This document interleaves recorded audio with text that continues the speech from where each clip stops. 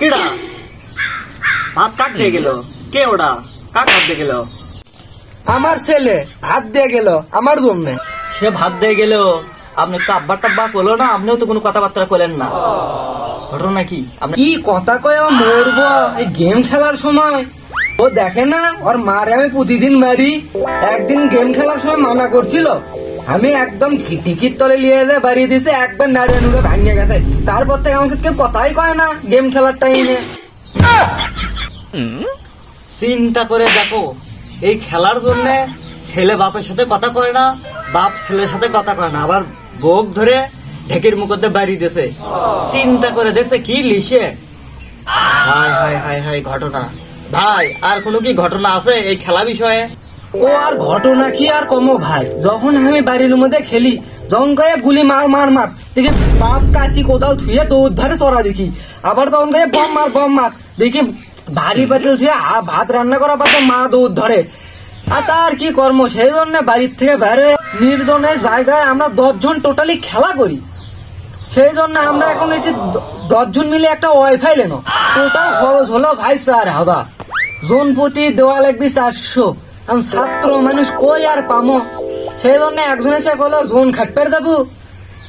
আমি কিছু মনে না করে চলে গেলাম জোন খাটপের। জোন খাটে 500 টাকা পানো, 500 টাকার মধ্যে 400 টাকা দেন ওয়াইফাই এর বিল, আর 100 টাকা বাসে।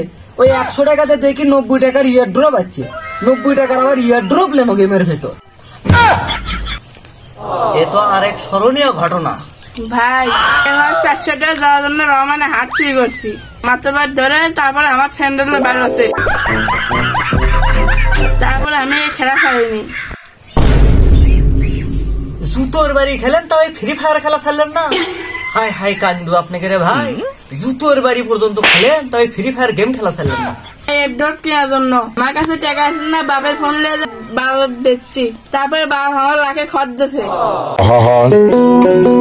আমি পারি না আর পারি না, আমি তাও আমি খেলা ছাড়িনি। নাকে খড় পর্যন্ত আপনি দিয়েছেন? নাকে খড় কারা দেয় আপনি কি জানেন? আপনি কি জানেন লাকে খড় কারা দেয়? যারা সমাজের একদম নিকৃষ্ট কাজ করে, একদম নিকৃষ্ট ব্যক্তি, তারা নাকে খড় দেয়। আপনি নাকে খড় পর্যন্ত দিয়েছেন, তাও এই খেলা ছাড়েননি আপনি, তাও আপনি হাল ছাড়েননি। এ ভাই লাকে খড় দেয় তো সামান্য ব্যাপার, এই খেলা নিয়ে আমি জেল পর্যন্ত খাটেছি। একদিন ওই তোমার চাষি এই খেলার সময় আমাকে ডাক দিয়েছে, যেই তাকাছি ওই থেকে হেডশট খাচ্ছি। আপনি হেডশট খেলে যে মাথা মুথা যা গরম হয় সেটা তো বলো। সেই লিয়ে দেয় ঢিকির তলে ফাইল দিয়ে এমন একটা পাড়া দিছি, একবার মাজা মুজা ব্যামাকটি ভাঙিয়ে শেষ। পরে আমার শ্বশুর বাড়ির লোকরা মামলা করছে এই খেলার জন্য, আমাকে আবার জেলেও যাওয়া লাগছে। হিসাব করে দেখছেন আপনারা, এই ফ্রি ফায়ার গেম খেলার জন্য এই বলে ঢেকের মুখর দিয়ে বইয়ের মাজা ভেঙে দিয়ে জেল অব্দি খাটিছে, আর একজন লাকে খড় পর্যন্ত দিছে, একজন জুতোর বাড়ি খাচ্ছে। আর সমাজটা কোন পর্যায়ে গেছে এই জেনারেশন।